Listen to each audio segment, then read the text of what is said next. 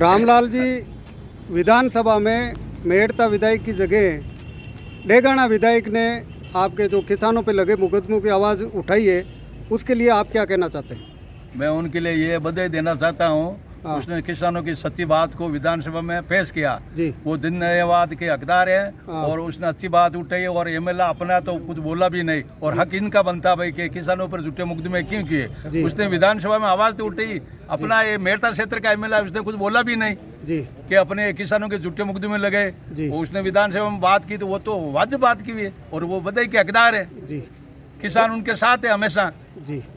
फसल बीमा क्लेम है, उसके बारे में आपकी क्या राय है? मैं तो कहूँ डबल इंजन सरकार है ही को ना, बिना डबारी गाड़ी है। अच्छा, कोई मतलब नहीं इस सरकार महीने 1000 रुपया पेंशन करे तो 3-3 महीनों आवे। कई सरकार ये फालतू बात करे, क्यों घोषणा करे झूठी? जी पैसा नहीं देते, झूठी घोषणा नहीं करनी चाहिए ने। जी बीमा करो, ये करो, पब्लिक को लूट लिया इसने। जी। बासा ताकि कहीं राय है बीमा फसल बीमा अन्न लेर बाकी राय है कि अजय जी है जगह अपने किसान का बेटा है। हाँ और मैं तो जानू ही राजस्थान में पहलो किसान वही है। बिना धन्यवाद देवा हाँ अपनी बात रखी, भिन्न किया, हाँ भिन्न उनसे अपील किए। हाँ तो ऐसा मैं तो जानू रुगनाथ जी का बेटा होकर नाम कमाता है। जी चाहे बीमा ये सरकार वाले नहीं भी देवे हाँ तो इन आदमी को धन्यवाद देवा कि हाँ। अपनी बात उठाई। हाँ। और इनको बहुत बहुत मुबारक। अपना एमएलए तो पैसे कमाने के लालच में है और ये अपना किसान कहे न मारवाड़ी में हाँ कि कालर में बीज बोई दियो पिसता वो है धा पर। किसान के वो कदई नहीं है साथ, जी किसान का हितैषी नहीं है। हाँ। और अपन जयपुर हालेंगे हाँ 3 तारीख के बाद में सब गांवों में घूम के आह्वान करेंगे हाँ। कि एक बार किलक जी के पास चलेंगे और वो बोलेंगे तो हम भजन लाल जी के पास भी चलेंगे और अपनी आवाज़ उन तक पहुंचाएंगे। जी और फिर नहीं देंगे तो आगे के कदम और उठाएंगे। फिर 5 साल तो कल निकल जाएंगे और ये दर्द है जो तो मिटेगा नहीं। जी 3 तारीख के बाद में अपन फैसला लेंगे और जयपुर चलेंगे। जी। कल हाँ जी ताकत बतावा और अपील भी करा। जी ठीक है ना, धन्यवाद है उस किले को जी। जो रुगनाथ जी के बेटे ने आवाज़ उठाई। किसान का असली बेटा वही है। जी रामनाथ जी, आज आप भी किसानों के साथ में आए हो और आपने एक और भी ज्ञापन दिया, उसे लेकर आपकी क्या राय है? देखो, राजस्थान चेन बोर्ड द्वारा जो पटवारी विज्ञप्ति निकाली है हाँ उसमें जो आरक्षण वर्गीकरण किया गया है हाँ उसमें अनेक प्रकार के संशोधन करके उनमें आरक्षित सीटें कम की गई है। हाँ और जो SC ST OBC है उनके साथ ये खिलवाड़ किया है गवर्नमेंट ने, जी उसके विरोध में हमने आज ये अपना ज्ञापन प्रेषित किया है। जी क्योंकि सभी वर्गों का विषय ध्यान नहीं दे रखा गया, बल्कि कहते हैं इतना % आपको आरक्षण है, इतना इनको आरक्षण है। हाँ। लेकिन वास्तविक चीज अलग ही है। जी उन्होंने जिस प्रकार से अपनी विज्ञप्ति जारी की है हाँ उसको देखने पर ऐसा महसूस होता है आरक्षण में कटौती की गई है और जिस वर्ग को जितना आरक्षण नहीं है उसको वैसी सीटें बढ़ा दी गई है। जी उसके विरोध में आज किसान उनके साथ में आज़ाद समाज पार्टी के प्रमुख पदाधिकारी भी आए हैं और उन्होंने आकर ये ज्ञापन प्रेषित किया है।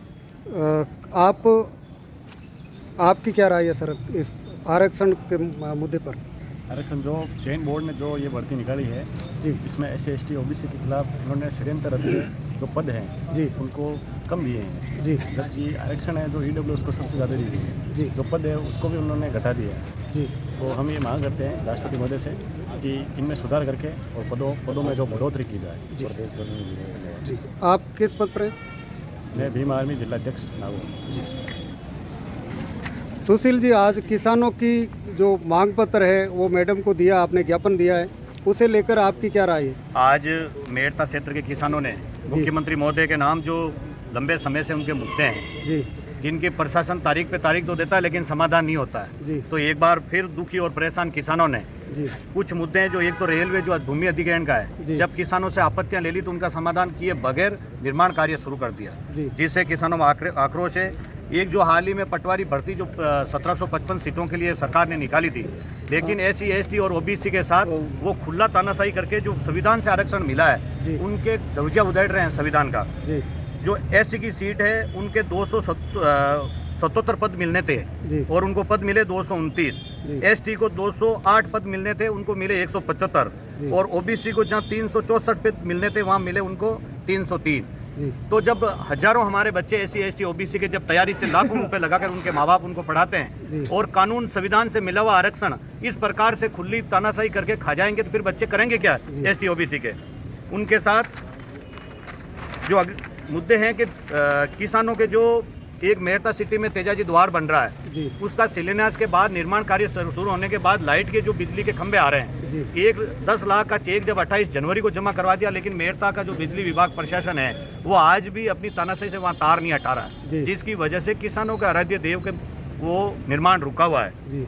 एक सरकबासनी गांव के जो गोचर भूमि है जिनकी पीढ़ियों खप गई, उनको बचाने के लिए जी। जमीन के इस क्षेत्र में कितने बड़े बड़े लुटेरे तानाशाह है आज जो जमीनों पे कब्जा करके बैठते हैं, लेकिन सरगासनी गांव के किसानों उस जमीन के लिए अपना बलिदान दिया जी। और प्रशासन ने बिना उनके किसी सूचना के उनका खाता किसी और को ट्रांसफर कर दिया, भूमि का मालिक कोई और बना दिया, जिससे पूरे गांव दुखी और परेशान है। जी। एक खरीफ 2023 का जी। राज्य निवारण कमेटी जब हम यहाँ धरना प्रदर्शन और आंदोलन करते हैं तो तारीख जरूर देती है, लेकिन जी। तारीख पे बैठ के काम कुछ नहीं करती, जिसे अभी आपने देखा कि कितने किसान उससे परेशान हैं। जी। एक रिलायंस जो 2020, 21 और 22 सत्र का 450 करोड़ रुपए लेकर बैठी है, लेकिन सरकार और प्रशासन दोनों मुख दर्शन करके बैठे हैं। जी। बिजली विभाग की तानाशाही जो नए सिस्टम आया बिल के, हाँ। उनमें मन मर्जी के बिल निकाल रहे हैं, कोई दिन का अत्ता पता, कोई बिल कितना निकलेगा और कितना जो स्थायी शुल्क है वो आएगा, जिससे आम जन परेशान है। उनके साथ ऊपर से और राज्य सरकार इसका निजीकरण कर रही है, जिसके किसान और सभी वर्ग एकदम उनका खुला विरोध करेंगे। जी। एक जो आने वाली जो सीजन की फसल है जी। रबी की, इस क्षेत्र में सबसे ज़्यादा पूरे भारत में उत्पादन करने वाला सरसों राजस्थान अग्रणी राज्य है और चने में भी हम तीसरे पायदान पे हैं। तो बड़ी तादाद में सरसों और चने की जिनकी खरीद सरकार नहीं जाने किसान की फसल जब आके घर में कितने महीने पड़ी रहेगी तब उनकी आंखें खुलती है। तो किसान समाज उससे निवेदन करता है कि आप 10 मार्च से उनकी खरीद शुरू की जाए और पूरे किसानों से प्रति किसान काश्तकार 40 कुंटल की खरीदी हो दोनों फसलों की। तो ये मांग के मुद्दे लेकर आज हम इनके प्रशासन, मुख्यमंत्री, किसान कृषि मंत्री, किसान आयोग अध्यक्ष, कलेक्टर साहब, MLA और उपखंड अधिकारी को दिया है। इसके साथ एक पादुपुर जो MLA ने बंद करवाया, मुख्यमंत्री जी से निवेदन है कि किसानों से जब सरकार की योजनाओं का लाभ मिलना चाहिए, लेकिन तानाशाही करके जो बंद किया उनका गलती को सुधार कर उसको सेंटर को चालू करवाएं। एक जो मेरता क्षेत्र के चक की समस्या है, चक जो राजस्व विभाग अलग से आता है वो, तो एक राज मास्टर ऐप पे उनका अपलोड नहीं होने की वजह से उस क्षेत्र के जो किसान को सरकार की जो कृषि विभाग की योजना है उनका लाभ नहीं मिल रहा है। तो वो चक की जो समस्या है राज मास्टर ऐप पे अपलोड करके GLD का जो कोड है उनको उपलब्ध करवाएं ताकि उनका सबका समाधान हो।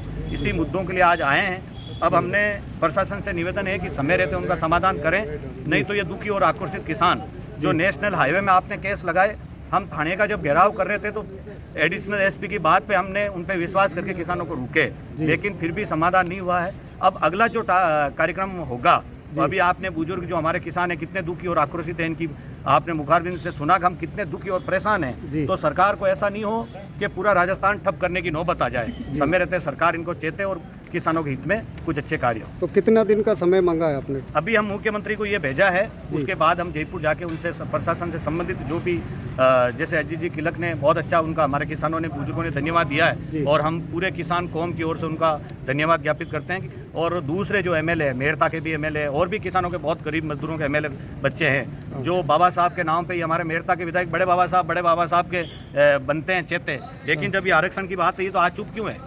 जब आज ये नौजवान लाके ये आरक्षण के नाम पे दे रहे हैं तो SC ST OBC का आरक्षण कम हुआ है और आज MLA चुपचाप बैठे हैं। कितने SC ST के OBC है, कितने किसान के पिछड़े वर्ग के MLA हैं, लेकिन कोई नहीं बोल रहा है, सब चुपचाप बैठे हैं। यही हालात कांग्रेस सरकार में था, यही BJP सरकार में है। अब युवाओं को भी जागना होगा, अगर नहीं जागेंगे तो आपकी जो अधिकार है इस प्रकार से खुली आंखों से छीने जाएंगे और मरेंगे वो भी जो महलों में बैठे हैं, मरेंगे वो भी जो ऐसी में बैठे हैं। और किसान और गरीब तो कभी नहीं मरेगा, हम तो पैसे ही मरे हुए हैं, क्या मर जाएंगे? तब पहले भी खेतों में बैठे थे, आगे भी खेतों में बैठेंगे।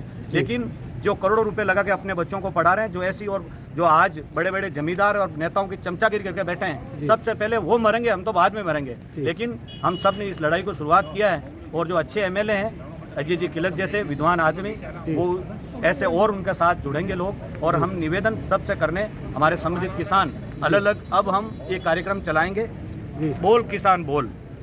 इस कार्यक्रम के माध्यम से हम गांव-गांव में जाएंगे और जो सच्चे हैं, अच्छे किसान हैं, जो किसानों के मुद्दे पे साथ दे सकते हैं, जी। तो हमारे कार्यक्रम का लोगों का नाम होगा बोल किसान बोल।